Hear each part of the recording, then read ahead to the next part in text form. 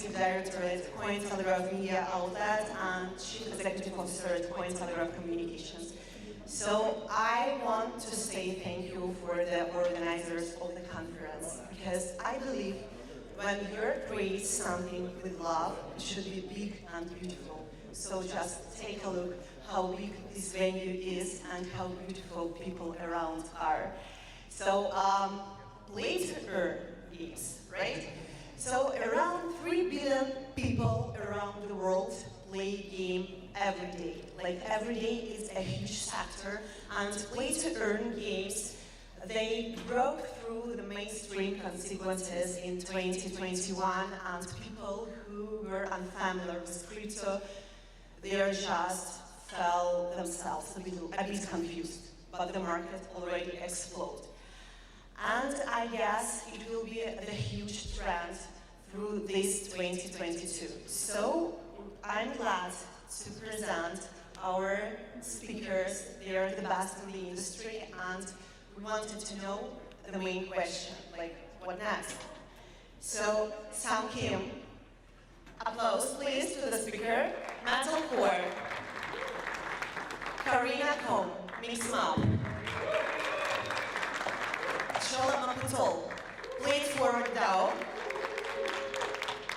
And Sergey Medvedev, my former colleague, and now he's from Crypto Mario Labs, co-founder. Please applause. So guys, just to be filthy rich and pretty famous, tell us a bit about your projects. Like Sam, please start. Hi, Sam Kim from Metalcore. I'm one of the partners over here at Metalcore. Metalcore is a 50v50 faction or guild-based game where you play in your guild, you play together, and you earn together. It uses giant mechs, tanks, aircraft in order to engage in these guild-based battles. Looks really amazing. You should go through the website. Like, it looks really amazing. So, Carina? Good morning! A lot of guys around with this kind of hoodies, MixMob. So you definitely should ask them. My name is Carina Kom, and our project is called MixMob. It's a place to earn game based in Solana, and the whole premise is surrounded on this core. What if an artificial intelligence deleted our culture? So we love this IP because the lore allows for a lot of flexibility.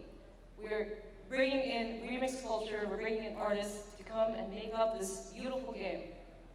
And Carina told me just before the conference that she left her job, her previous job for this profession, right? That is correct. So how important is just to believe? Really? Like, that's correct. And you know what? Our game team, our founders and our marketing director, we're all seasoned, grizzled game veterans hailing from Electronic Arts, from Disney, from Microsoft, from Atari. We quit all of our jobs to come and do this. Woo. Super, thanks. Cholo, please. Sure. Good morning, everyone. I'm Cholo, CEO and co-founder of Play Forward DAO. We are, I guess, different from my other panelists in that we operate a large gaming guild. We have 3,000 plus players in the Philippines and Indonesia playing 6+ games and 25 pretty soon. And really, guilds, it really started at Play Forward as kind of a vision when a bunch of our friends and I said that, hey, we're passionate gamers, and this opportunity in Play to Earn allows us to onboard multiple players from the developing world into blockchain gaming and really find an income and earn something good out of it. So we went from 100 players to 3,000 players. We keep growing, and really it's great to be part of this panel today. Super, and Sergey. Hey, I'm only wired person here. So, I'm Sergey Medvedev. I'm co-founder of Crypto Mario Labs. So I was so inspired by the NFT market since 2017 when I got first crypto key. And I supported this market as hell. You know, like it's so cool. And we created Venture Studio to build games at first, and then we made this transition with entertainment holding. We saw this without IP to make this transition to the Metaverse, to the Web3. We created Satoshi Quest game based on the story about like crypto market. Yeah, here's in this room a lot of supporters from our community, and and we are doing media and post because I'm former Cointelegraph CBO, and my partner Vadim is CEO at Cointelegraph Genies. So we know how to build medias, and these markets needs a lot of information and a lot of education. So we made this transition from the Web 2 to the Web 3 using our network, using our resources. So that's cool, and thank you for having me here. Super, and logically that I have a question. So, guys, if I'm just trying to enter like the play-to-earn games market, like as a player, how to choose the game properly, to what put attention? So, your advice is, Carina. Find a good guild. Find a good onboarding experience first. I'm coming from traditional AAA gaming where load times are very quick. Entertainment is moving so fast right now, but there isn't enough onboarding experiences for players to get into the game, to find the right game. So I would suggest connecting online with a really strong guild that can help onboard you into the process, first and foremost. Educate yourself online. See who are the legitimate projects out there. Take a look and arm yourself with as much knowledge as you can. Okay, so Sam, do you agree? I can answer it from like kind of a more game design perspective. And so for us, I just got back from GDC where so many of the conversation was, how are we going to get the next billion players, or the first billion players into this kind of play to earn or play and earn, whatever you want to call it, right? This is in this gaming market. And the reason that it probably hasn't happened, well, one of the reasons is that the onboarding is really challenged, right? You got to either join a guild and get a scholarship, or you got to spend $1,000 to get started in a game. The hurdle is just quite high. And so the way we approach it is a little bit different, where we have a free-to-play model. So you can join the game, you don't have to connect your wallet, or you don't have to even create a wallet, you don't have to know what a wallet is. Right? So how do we get you just started seamlessly, easily, just like you would any other account, right? Like just log in with your email and your password, and boom, off you go, you get started. You can get a real rich experience in terms of like crafting an actual in-game NFT, like a mech or a tank or an aircraft. Obviously, it's a low-level one, but you'll have at that point have the incentive to learn about wallets and how all of that, swapping and all the other good stuff about DeFi, where the convergence of DeFi and gaming happens. So for me, we approach it as, how do we not make it more difficult? How do we provide the same seamless experience you've had in the past? And then slowly, kind of bring you along in the progression, while in such a way that you're incentivized to learn more and continue down the path, and then join a guild, and then learn more about the game and how all of this like token part works and all of that. Figure that stuff out later. Start with like, do I like this game? Do I want to spend? I guess this is a good approach, just to bring the usual users from the up to zero world just to play to earn games, because you told that they could even do not know what the crypto wallet is. So it's like really, really good just to enjoy. Like, the game has to start with like, do I want to spend 40, 50, 100 or plus hours of my life playing this game with or without the crypto part of it, with or without the NFT part of it? Let entertainment just be a part of entertainment, right? Exactly. So, like, and if we talk about the crypto, like, Sergey, I know about your Satoshi Quest game. Even, like, I have an avatar from Satoshi Quest game right now, like, thank you. So, and I know that this is a pretty easy model to enter the market for the developers, just to create something with cards. Well, why did you decide to do the Satoshi Quest like that, and what's difficult you faced when you just started to build this project?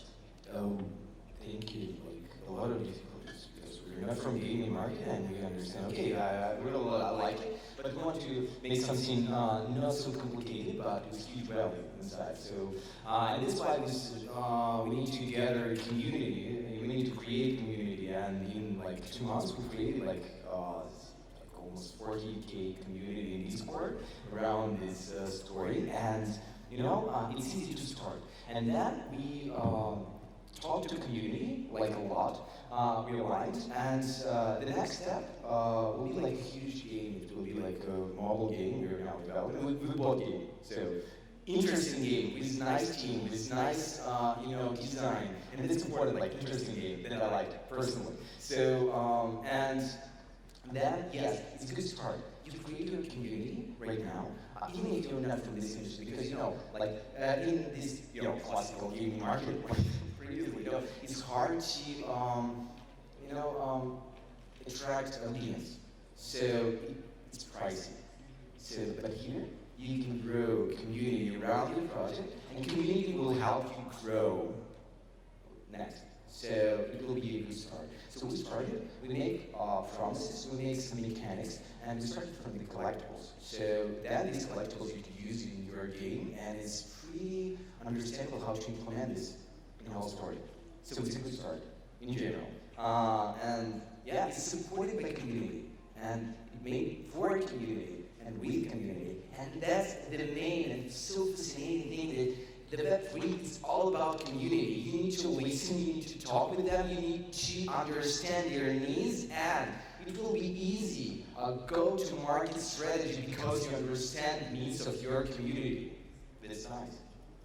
So, if we are talking about the community, I have a great question for Cholo because he has a DAO, and DAO is quite popular right now. And could you please tell us how to build really friendly, ecological, not toxic community inside the DAO system? Because it's really, for me, it's hard to understand. Sure, that's a great question. I'll just take from what my other co-panelists have said. And essentially, as a guild, it's actually a very interesting space to be in because you are at the fulcrum of game developers as well as players, and you get to listen to both parts, really take what they say and what's happening and put that into the strategy of the guild. What we've seen is that the community, I guess the difference between guilds in Web 2 and Web 3 is that the guilds now essentially has a very strong social and community element, as Sergey mentioned. And what we're seeing is that the players come onto the guild because they want to play a specific game. So for example, hey, I want to play. They should be already educated, right? MixMob, and then we help them with the onboarding. But over time, what happens within the DAO is these players get a voice, and they actually tell us like, hey, we've seen this game is great, you should look into it. And that's how the whole back and forth with the DAO members evolves. So now the DAO consists of players as well as our employees, as well as contributors, and also, I guess, the token holders. And that's really what creates a very vibrant community because you're taking on all these inputs and really trying to steer the guild in a certain way. So it's interesting because before in Web 2, you only take direction from one space, and the guilds really have this rich amount of information that you can do really cool things with. I'd like to add something as well. We talk about community and how important that is to game development. This is something that's always existed in traditional game development. Going back to Web 2, when Facebook was taking off, community was paramount to the success of product, such as Zynga with their Farmville. Their community reached out to the community managers. They were reporting on features they'd like to see, and from there, game developers were able to reach into the community and kind of understand what their needs were. Now, with Web3, this is exciting because we're already doing the same stuff, but the players in the community, they have an incentive that aligns with their motivation. And this is so key because now when we are listening to the the customers, the players, we're listening to them, we're leaning in a bit more. Wow. Let's talk about money. For example, play-to-earn games helps users to earn digital assets, own them, and sell. Is it easy in your games, in your projects, to earn the money? I need some And the more important question is how to get this money of the game. Like, okay, I have some coins inside some game. Can I go to Prada shop? I like it. So, and there is my coins. What should I do? Sam, I will sit near you. Well, thanks for being direct about that and honest about what you want to do with the coins. Coins. Yeah, look, when we look at our game, we don't want the primary motivation for people to join our game to be so that they can make a living and pay their bills or whatever. It has to start with the fact that they love being in this game, right? I mean, that for us, it's Just aircrafts and tanks. I mean, if you don't like blowing things up from a giant, if you don't like blowing up giant tanks with your giant mech, then yeah, we're not the right game for you. But if you do, maybe you should give us a try. So for us, there's a balance, right? Like how many tokens you issue versus how many you're sold. And if you're purely a play-to-earn mechanic game, then like your token price is going to eventually decline because everybody's motivated to sell it as quickly as possible. And so for us, we want to create as much utility with that token as possible from within the game. Because we do, if you're somebody that wants to eventually exit the game and sell some of your assets to somebody else that's coming into the game, fantastic. Like that's what we want to, those are people we want to reach. Because nobody plays the same game forever. Well, there are some games that some people play forever, but yeah. And so for us, it's not about like should you be paying your bills with this bill or with the tokens. It's about how do you progress in the game while still having an economic incentive to add value into the game, contribute to the game for the next player, and less so about the play-to-earn mechanic. Do you communicate with players a lot? With your players, for yourself? So one thing that crypto and gaming have in common is that the community are very vocal, extremely vocal.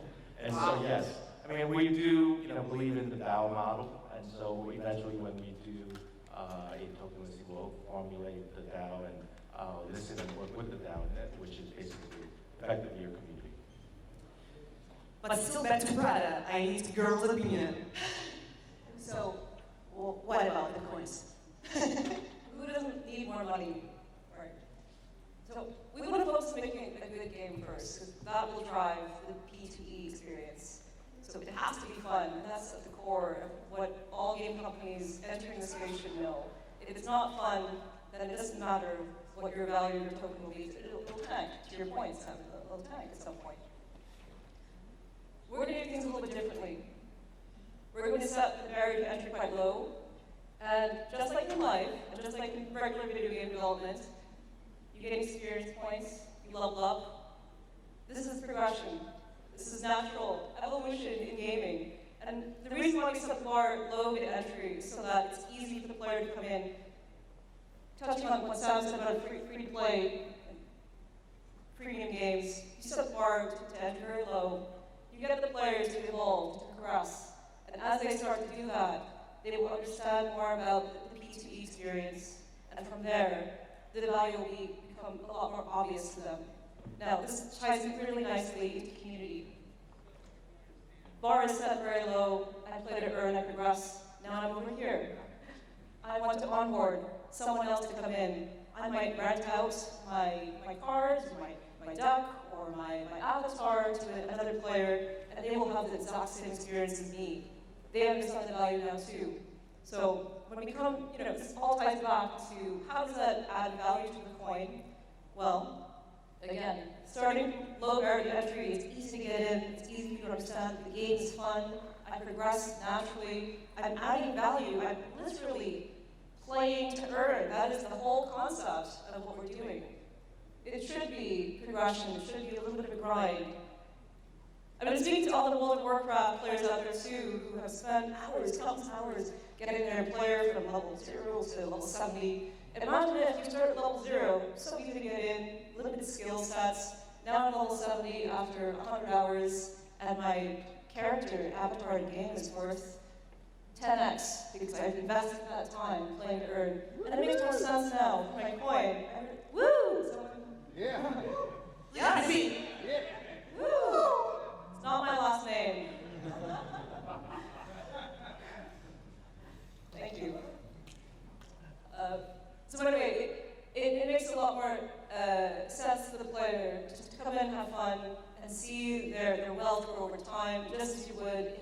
as you would in a normal game with experience and leveling progression. Okay, so I understand two things, that you're pretty passionate by your project, and I'm impressed. And the second one that I should be more educated about. Cholo, how you educating your community? Did you work with this, or you're planning to, or is it like for just B2C, like to customers or to players, or B2B is important as well? That's a good question, and actually, it's very relevant for two of the things that are being, I guess, discussed. One is the onboarding of players into games. So I think that the whole process of onboarding is by itself very cumbersome at the moment. I think, of course, Sam and Carina, Sergey are trying to make that easier, but currently the current state of PT games requires a fair bit of technical knowledge. And that's really where the guilds come in, where we are essentially acting as B2B2C, where we're interfacing with games and getting our players educated on how to play the game, how to be better at the game, and how to access the game efficiently. The other part, which I think you mentioned earlier, is the off-ramping. And that's really where a lot of attention may not be spent, but actually is a big responsibility of the guilds. How do we actually help our players get the money that they've earned into their bank accounts and spending? And that's where really we at Play Forward do it differently by interfacing with exchanges so that our players have the comfort that they have the off-ramp available if they do want to take their earnings and spend them. And that's, I think, really going to drive the next wave of adoption if those parts of the friction of getting set and to earn are abstracted away. So getting onboarded and getting your cash out. But also the guilds also then have a gatekeeping kind of ability in the sense that we try to help work with the game to limit the sell pressure by also working with our scholars on cashing out, doing cool things with that earnings, and really that's where it's mentioned we sit at the fulcrum and have this rich amount of information that we can do a lot of things with. So it's clear that if you wanna go to play to earn gaming, you should not just play to earn. It's about learn to earn and engage to earn, even for developers and for customers, players as well. And the most important question of this discussion is what next? So, Sergey, how do you see the nearest future, like couple of months in the play-to-earn gaming industry? Maybe new trends or new ideas, or you can share some company insights. Maybe not here. Couple months is too short, I think. You need to just check tokens and then like your portfolio, maybe you'll see some growth. But in general, in 5 years perspective, I think it's a huge shift from the Web 2 to Web 3's philosophically. It's it's changing your mind and it's changing your. It's other way to communicate. And Metaverse is the endless space that you have. So you have worlds there, you have your identity, your assets, everything. And so that doesn't mean, and a lot of games just call themselves Metaverse. No, Metaverse is a space. So, and you need to understand this. So it's the most important thing, this base shift, that people own their assets. They can create interesting content, interesting value inside the world, inside games.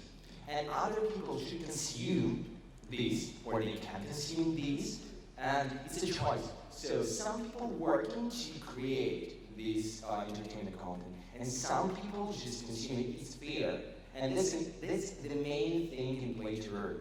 So otherwise, it makes no sense. You create just interesting game, interesting plot, interesting world with these mechanics and interoperability.